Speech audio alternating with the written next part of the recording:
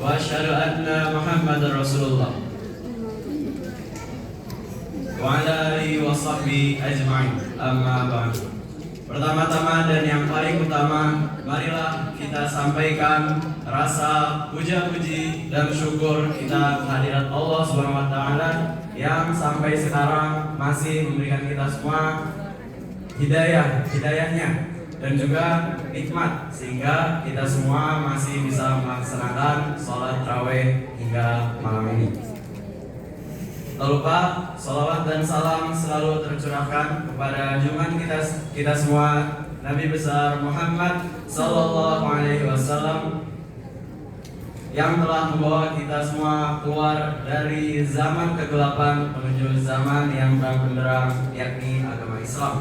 Dan semoga kita semua bisa mendapatkan syafaatnya di yaumil akhir kelak. Amin amin ya rabbal alamin. Terasa sudah kita semua sudah sampai di malam ke-20 di bulan Ramadan.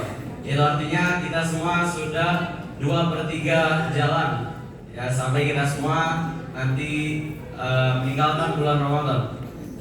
Kurang lebih masih ada waktu sekitar 10 hari lagi kepada kita semua untuk meningkatkan ibadah kita semua gitu ya. Karena di bulan Ramadan ini pahala itu dilipat gandakan oleh Allah Subhanahu wa taala gitu.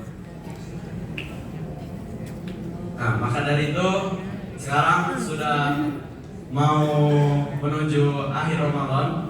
Di sini saya membawakan tema 5 golongan orang yang merugi di bulan Ramadan menurut Rasulullah SAW. Mengapa saya membawakan tema ini?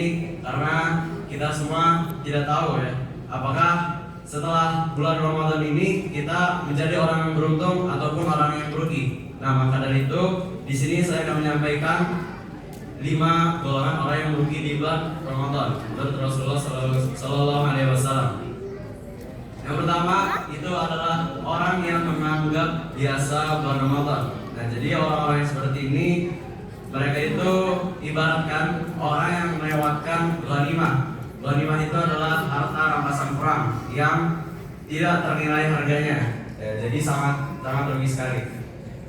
Nah, jadi tidak ada yang berbeda seperti bulan lainnya sampai Ramadan berlalu ya terhadap orang ini. Nah, jadi orang ini tuh sama sekali tidak menganggap istimewa puasa dan merasakan manfaat di bulan suci Ramadan ini. Dan orang-orang seperti ini itu tidak segera melakukan kebaikan pada bulan suci Ramadan, padahal di bulan suci Ramadan ini pahala dilipat gandakan. Selanjutnya yang kedua itu adalah orang yang tiba-tiba berubah alim hanya pada bulan Ramadan. Menjadi alim adalah atau berhijrah adalah suatu hal yang baik. Tetapi jika menjadi alim itu hanya di bulan Ramadan saja, itu bisa menjadi hal yang tidak baik. Mengapa demikian? Imam Ahmad mengatakan seburuk-buruk kaum adalah mereka yang hanya mengenal Allah Subhanahu wa taala di bulan Ramadan saja. Nah, jadi hal ini nampak dari perilaku seseorang yang tidak baik menjadi baik. Jikalau afat, mungkin yang tadinya tidak berjilbab menjadi berjilbab, tetapi hal ini hanya dilakukan di bulan Ramadan saja gitu. Jadi ini mereka ini itu termasuk golongan yang merugi di bulan Ramadan menurut Rasulullah SAW. Sebenarnya yang ketiga itu adalah orang yang sebatas menahan lapar dan dahaga. Nah, jadi orang-orang yang seperti ini itu tidak merasa bersalah dan berdosa ketika mereka ini melakukan kemungkaran atau bermunjing dan juga menyebar fitnah.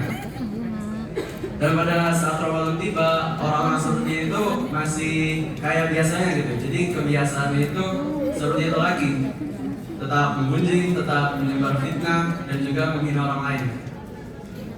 Abu Hurairah radhiyallahu anhu meriwayatkan bahwa Rasulullah SAW bersabda, barang siapa tidak meninggalkan perkataan dan amalan dusta, maka Allah tidak butuh dengan makanan dan minuman yang ditinggalkannya atau saum. Sebenarnya yang keempat adalah orang yang tidak memanfaatkan waktu di bulan Ramadan. Nah, jadi mereka-mereka ini yang tidur pada siang hari di bulan suci Ramadan serta bergadang dan melakukan hal yang sia-sia pada malam harinya, mereka ini adalah golongan-golongan orang yang merugi. Nah, seharusnya di bulan ini kita disibukkan dengan amal ibadah seperti sholat berjamaah, tadarus dan tadabbur Al-Quran, berzikir, berinfak, dan sedekah serta kebaikan lainnya. Sedangkan yang kelima atau yang terakhir adalah orang yang tetap melakukan maksiat di bulan Ramadan. Ya, padahal di bulan suci Ramadan itu terdapat banyak sekali amal yang jika dikerjakan itu kita bisa mendapatkan ampunan dari Allah SWT, seperti contohnya amal puasa. Sebetulnya kalau dari kebaikannya sendiri itu nggak harus kebaikan yang besar, tapi mulai dari kebaikan yang kecil pun itu pasti mendapatkan pahala yang berlimpah. Rasulullah SAW mengatakan, siapa yang berpuasa dengan motivasi yang benar karena iman dan mengharap ganjaran dari Allah SWT, Allah ampuni dosa-dosanya yang telah lewat. Demikian juga dengan qiyam Ramadan atau sholat tarawih. Rasulullah SAW mengatakan, siapa yang sholat tarawih di bulan Ramadan karena iman dan mengharap pahala dari Allah SWT, Allah ampuni dosa-dosanya yang lewat atau yang telah lalu. Jadi itulah tadi 5 golongan orang-orang yang merugi di bulan Ramadan menurut Rasulullah SAW.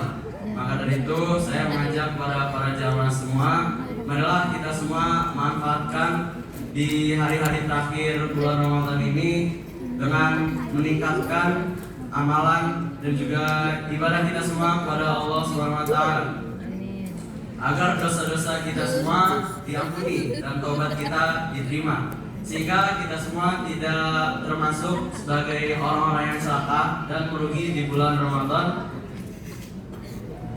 yakni orang yang melaksanakan ibadah saum di bulan Ramadan tapi Allah tidak mengampuni dosa-dosanya. Maka kesempatan ini tidak boleh kita sia-siakan. Maka dari itu, marilah kita laksanakan seluruh ibadah di bulan suci yang tinggal beberapa hari lagi dengan sebaik-baiknya. Melaksanakan saum dengan sebaik-baiknya dan juga melakukan segala amalan yang bisa kita lakukan, maupun itu amalan yang kecil, apalagi amalan yang besar. Semoga Ramadan tahun ini kita semua bisa menjadi lebih baik lagi. Amin amin ya rabbal alamin. Mungkin itu saja yang bisa saya sampaikan. Mohon maaf apabila ada kekurangan dan juga kesalahan. Yang benar datangnya dari Allah SWT dan yang salah datangnya dari diri saya sendiri. Wabillahi taufiq wal hidayah. Wassalamualaikum warahmatullahi wabarakatuh.